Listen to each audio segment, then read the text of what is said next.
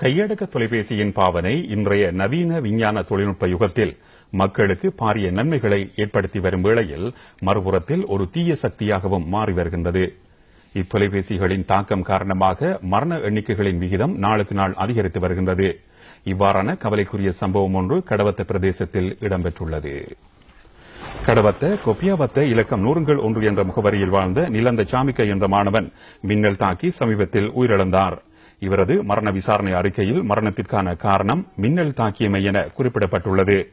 தனது சகோதரர் கையடக்க தொலைபேசியை வெளிச்சத்திற்காக பயன்படுத்தினார். இடி மின்னல் இடம்பெற்ற வேளையில் இவர் இந்த நடவடிக்கையை மேற்கொண்டார் என்று நிலந்த சாமிக்கவின் சகோதரி தெரிவித்துள்ளார்.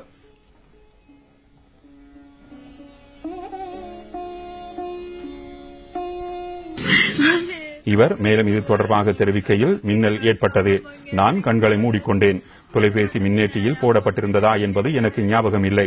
ஆனால் அவர் தொலைபேசியை பயன்படுத்திக் கொண்டிருந்தார். இருப்பினும் மின்னேற்றி மின்பொருத்தியில் போடப்பட்டிருந்தது என்று குறிப்பிட்டார். இது தொடர்பாக உயிரிழந்த மாணவனின் தந்தை கருத்து வெளியிடுகையில், எனது பிள்ளையை இழந்துள்ளேன். ஏனைய பெற்றோர்களும் இவ்வாறு குழந்தைகளை இழக்கக்கூடாது. தொலைபேசியை குறிப்பிட்ட நேரத்தில் மாத்திரம் பயன்படுத்த சந்தர்ப்பம் வழங்குங்கள். நான் மற்றைய பிள்ளைகளுக்கும் இதை ஒரு முன்னுதாரணமாக எடுத்துக் கொள்ளுமாறு கூறுகின்றேன். பெருமதிமிக்க உயிரை இழக்க வேண்டாம் என்று குறிப்பிட்டார். கையடக்க தொலைபேசியை பயன்படுத்துவோரில் பெரும்பாலானோர் உரிய பாதுகாப்பு நடவடிக்கையை மேற்கொள்வதில்லை என்பதை காணக்கூடியதாக உள்ளது. செயற்படும் நிலையில் இருக்கும் கையடக்க தொலைபேசி ஊடாக இடி மின்னலின் போது அழைப்புகளை ஏற்படுத்துதல், இடி மின்னலின் போது பகிரங்க இடங்களில் இருந்து கொண்டு கையடக்க தொலைபேசியை பயன்படுத்துதல் இன்று பெரும்பாலும் இடம்பெறுகின்றன. இடி மின்னலின் போது கையடக்க தொலைபேசியை பயன்படுத்துவது பொருத்தமானதல்ல. கையடக்க தொலைபேசி இயங்கும் போது இடி மின்னல் இடம்பெறும் சந்தர்ப்பங்களில் அதன் பேட்டரி வெடிக்கும் அனர்த்தமும் இடம்பெறும். பெரும்பாலான அனர்த்தங்களை தவிர்த்துக் கொள்ள முடியும்.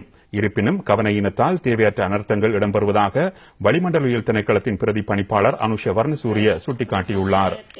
அவர் தொடர்ந்து கருத்து வெளியிடுகையில், இடியுடன் சேர்ந்து மின்னலும் ஏற்படுகிறது. மின்னல் இலகுவில் ஊடுருவி செல்லக்கூடிய வழியைத்தான் தேடுகின்றது. இடி மின்னல் தாக்கும் நேரங்களில் கையடக்க தொலைபேசிகள் மின்னேற்றியில் போடப்பட்டிருப்பது பாதுகாப்பற்ற செயலாகும். அதனால் இவ்வாறான நேரங்களில் மின்சார உபகரணங்களை பயன்படுத்துவதிலிருந்து விலகியிருங்கள் என்று குறிப்பிட்டார்.